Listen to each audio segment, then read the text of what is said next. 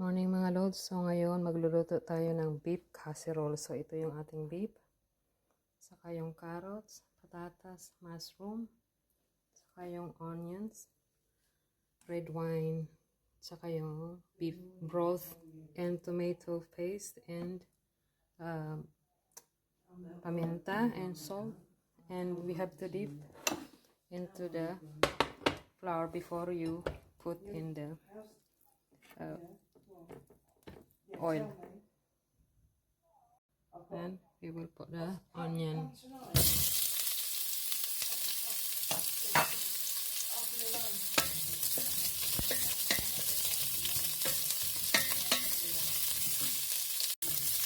we put the meat.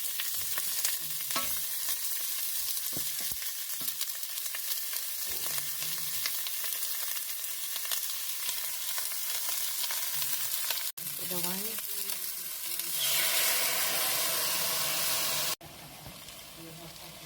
Put the tomato paste. We put the beef stock.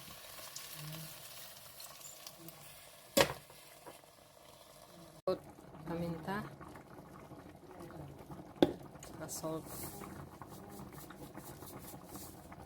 So, ilalagay natin itong bay leaves. Lods, ilagay na natin yung carrots at patatas.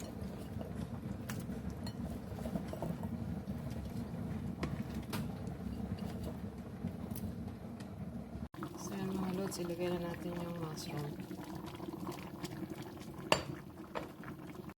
Ating beef casserole. Yung pumpkin soup. So ayan, ito yung ating beef casserole.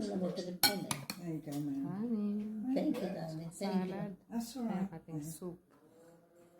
Thank you for watching. Yung mga lods yung ating salad.